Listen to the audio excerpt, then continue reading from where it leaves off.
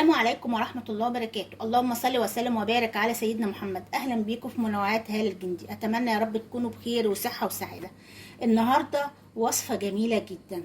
أولا الوصفة دي بتحفز الكولاجين، كمان بتزيل التجاعيد بطريقة رائعة جدا، وبتشد البشرة، وكمان أي تسبغات في البشرة بتنهيها تماما، بتبقى بشرتك صافية وجميلة جدا. وهو الثوم معروف عنه انه مضاد حيوي قوي جدا، فجميل جدا في شد البشرة وتفتيحها بطريقة اكتر من رائعة. دلوقتي احنا هنجيب زي دي اهي راس ثوم، هنقشرها زي ما انتم شايفين عشان وقتكم، وهنجيب اي حاجة نحطها فيها وهنحطها على النار بس حوالي 5 دقايق لغاية ما تستوي، وبعد كده هرجع لكم. دلوقتي اهو حطينها على النار زي ما انتم شايفين اهو، هنسيبها بس لغايه ما تستوي، وبعد كده ايه هقول لكم هنعمل فيها ايه.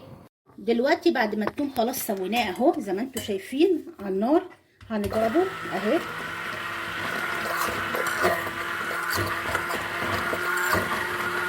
هنهرسه كويس جدا عشان ننعمه.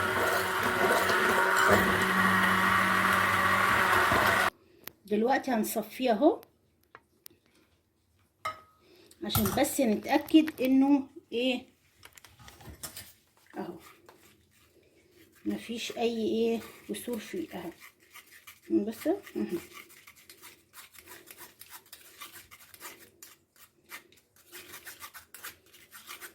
على فكرة الماسك دوت حلو جدا في ازالة التجاعيد نهائيا مهما كان سنك، حتى لو فوق ال70 لو داومتي عليه هتلاقي بشرتك غاية في النضارة، وغاية كمان في ان ايه مفيش اي خطوط رفيعة، والتجاعيد هتبتدي تختفي بطريقة ما تتخيلهاش. الثوم مضاد حيوي قوي جدا اهو زي ما انتم شايفين اهو. ادي احنا كده ايه صفيناه. هنعمل بقى الخطوة التانية.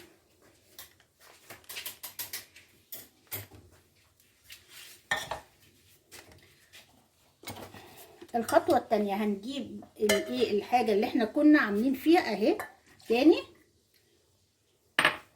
وهنحط ايه معلقة كبيرة نشا اهي، لانها هنعمله عبارة عن كريم اهي. هنقلبه بس كويس لغاية ما يختفي، وبعد كده هنحطه على النار.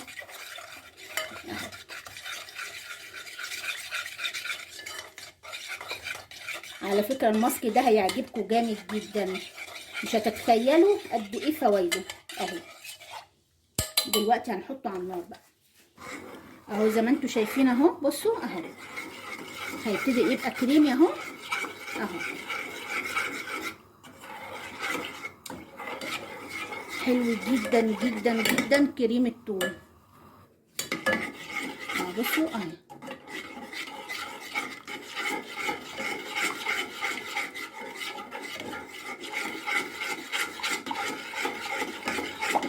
طبعا هوريكم ازاي ان احنا هنستعمله اهو. بصوا كده خلاص. دلوقتي زي ما انتم شفتوا اهو الكريمه اهو بتاع الثوم. هنحط كمان مكون حلو جدا وهو جل الصبار زي ما انتم شايفينه كده اهي، دي معلقه كبيره.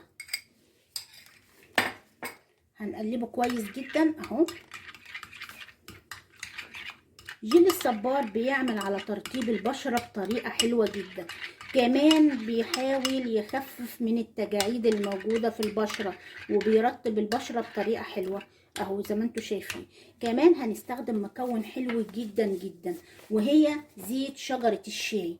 ده بيعمل على تفتيح البشرة بطريقة ما تتخيلهاش، وبيزيل كمان التجاعيد اهي. بص معلقة كبيرة اهي اهي.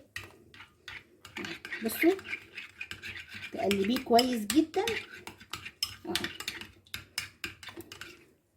اهي.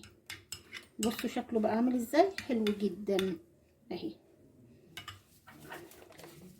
طبعا هنجيب اي علبه فاضيه عندكم اهي زي كده، وهنبتدي بقى ايه نملاها اهو زي ما انتم شايفين اهو. بصوا عمل ازاي اهو.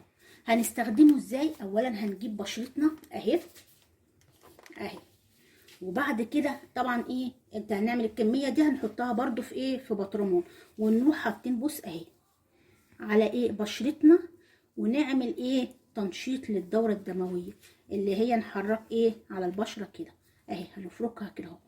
وبعد كده هنسيبها نص ساعه، هنسيبها على بشرتنا نص ساعه. بجد هتلاحظي الفرق من اول استعمال، وانا اراهنكم ان ما كانش بعد كده هو يعني تحبوا الوصفة دي جدا جدا، لانها هتختفي التجاعيد وهتفتح بشرتك وهتشدها. مش كده وبس، كمان ان شاء الله باذن الله اي مشاكل في البشر هتختفي تماما، هترجعي بشرتك شابة وكأنك في سن ال20. بجد حلو جدا الوصفة دي، وعلى فكرة آمنة تحت العين، يعني انت ممكن تحطيها تحت عينيكي، ملهاش اي اثار نهائي. انت هتحطيها في برطمان صغير زي كده وهتحطيها في التلاجة، ده هيقعد معاكي حوالي شهرين. هتحطيها حوالي، لو عايزة تختفي التجاعيد على طول استعمليها يوم ويوم لا، يعني ايه حوالي 3 مرات في الاسبوع. لو عايزة انها التجاعيد خفيفة وشد بشرة بس حطيها مرتين في الاسبوع، زي ما ايه ما انت ايه شايفة كده. هو بجد وصفتنا النهاردة رائعة جدا. اتمنى يا رب ان الوصفة تكون نالت اعجابكم. لو نالت اعجابكم ما تنسوش بقى الدعم للقناة والاشتراك في القناة وتفعيل الجرس ولايكات حلوة كتيرة زيكم. واتمنى يا رب ان لو الوصفة عجبتكم عايزاكم تكتبوا لي في التعليقات انتوا استعملتوها ولا ما استعملتوهاش، وايه اللي لاحظتوه اول ما استعملتوا الماسك دوت. اتمنى يا رب ان انا اشوفكم في فيديو جديد، وانتوا دايما في منتهى الصحة والسعادة. والسلام عليكم ورحمة الله وبركاته.